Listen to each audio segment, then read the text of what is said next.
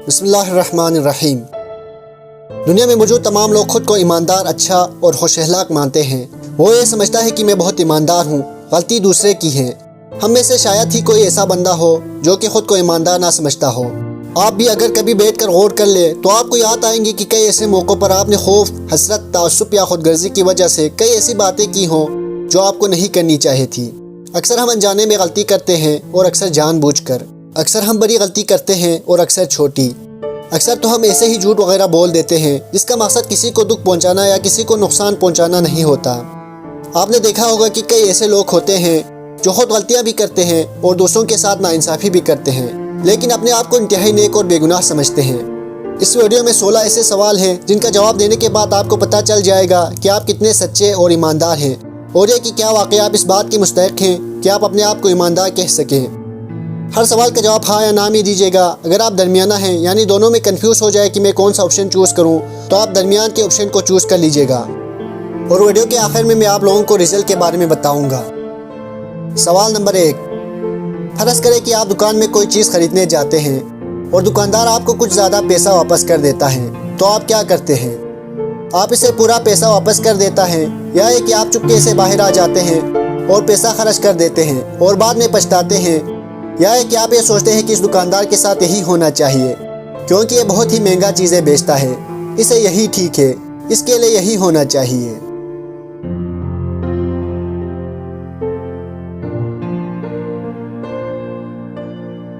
सवाल नंबर 2। फ़र्ज़ करें कि एग्ज़ाम में आपकी मार्क्स कम आते हैं, तो आप क्या करते हैं? आप जाके सच सच अपने घर वालों को बता देते हैं कि मेरा मार्क्स कम आया, या है कि आप अपने रिपोर्ट कार्ड को छुपाने की कोशिश करते हैं और घर वालों से झूठ बोलते हैं कि अभी तक रिजल्ट नहीं आया, या आप अपने रिपोर्ट में मौजूद डी को बी बनाने की कोशिश करते हैं।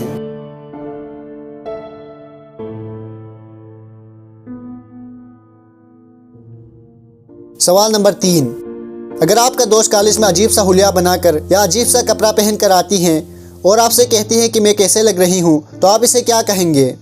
बहुत अच्छा लग रहा है, या तुम्हें कोई और कपड़ा पहन के आना चाहिए था, या ये कि तुम खौफनाक लग रहे हो।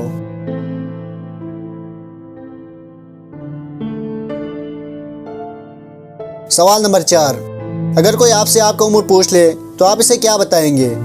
सही उम्र बताएंगे, या आप इसे कहेंगे कि तकरीबन इतना होगा, या आप कम या ज़्यादा करके बताएंगे?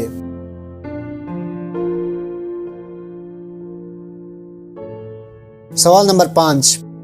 अगर आप सुबह देर तक सोती रहती हैं और अपनी कॉलेज या ऑफिस देर से पहुंचती है, तो आप क्या कहता है? आप अपनी गलती तस्लीम कर लेते हैं और माफ़ी मांग लेते हैं, लेकिन कोई रीज़न नहीं देते, या आप कहते हैं कि मेरा अलार्म ख़राब हो गया था, देर से बजी, या आप अपनी तरफ से कोई झूठी मोटी स्टोरी बना लेते हैं?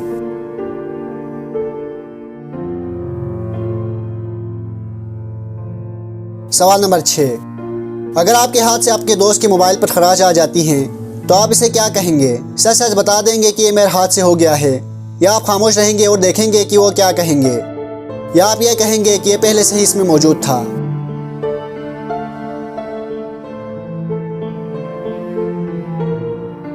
सवाल नंबर 7।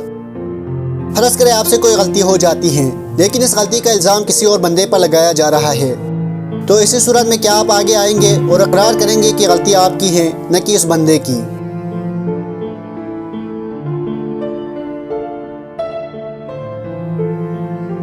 सवाल नंबर 8। क्या आप अपने दोस्तों के राज दूसरों पर जाहिर नहीं करते जो उन्होंने आप पर भरोसा करके आपको बता दिए हों?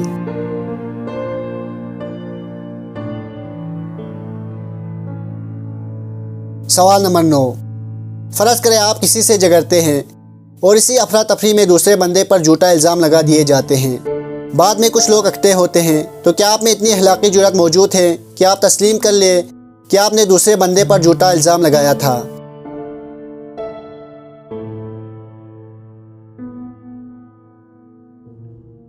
सवाल नंबर 10। क्या आप छुप छुप कर दूसरों के बात सुनने, ताक झांक कर दूसरों की जासूसी करने वाले ख्वाहिश को दबाए रखते हैं?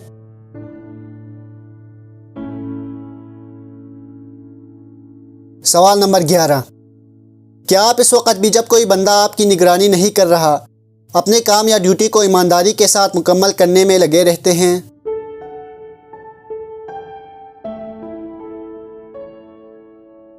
सवाल नंबर 12। फ़र्ज़ करें कि अली आपका दोस्त है और अब किसी वजह से आपका दिल इसकी तरफ से फिर गया है। आप में इतनी हिम्मत है कि इस वजह के बारे में साफ साफ बता दें और इससे ताल्लुक़ ख़त्म कर दें, बजाय इसके कि किसी और हीले या बहाने से इससे ताल्लुक़ ख़त्म करने की कोशिश करें।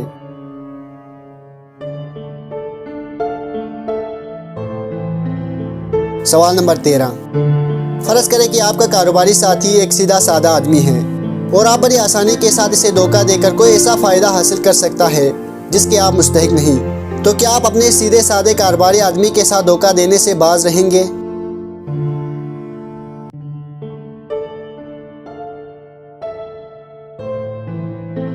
सवाल नंबर 14। फ़र्ज़ करें कि आप किसी ग्रुप के साथ मिलकर काम करते हैं जिसके बाद आपकी तारीफ़ की जाती है और आपको इनाम दिया जाता है, तो क्या आप कोशिश करते हैं कि जितनी तारीफ़ और इनाम के आप मुस्तहिक हैं इससे ज़्यादा आपको ना मिले? दूसरे लफ्ज़ों में कि आप पूरी कोशिश करते हैं कि दूसरों के काम और मेहनत का क्रेडिट खुद न लें।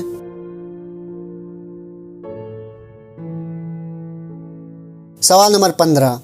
क्या दूसरे लोगों के साथ मिलकर काम करते हुए आप कामचोरी नहीं करते, यानी जितना काम आपके हिस्से में आता है इसे आप मुकम्मल करते हैं?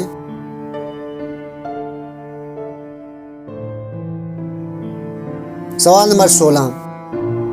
आप अपनी जितनी भी तारीफ़ करते हैं, अपने बारे में जितनी कहानियाँ या अपनी खूबियों की जो भी दास्तानें सुनाते हैं, क्या वो बिल्कुल सच्ची होती हैं?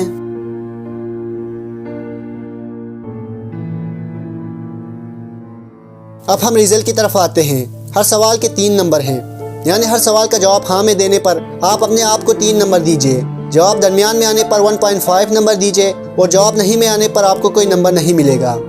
अगर तमाम सवाल के जवाब जमा करने पर आपके नंबर 40 से ज़्यादा आते हैं तो आप समझ लीजिए कि आप वाकई एक ईमानदार आदमी हैं और आपको अपने आप पर फ़ख्र करनी चाहिए। और अगर आपके नंबर 30 से अबव आते हैं तो भी आप दरमियानी दर्जे के ईमानदार हैं और आपको मज़ीद ईमानदार बनने की कोशिश करनी चाहिए। और अगर आपके नंबर 30 से कम आते हैं तो आपको चाहिए कि अपने आप को सुधारें, क्योंकि आप बिल्कुल भी ईमानदार नहीं हैं। वीडियो देखने का बहुत बहुत शुक्रिया।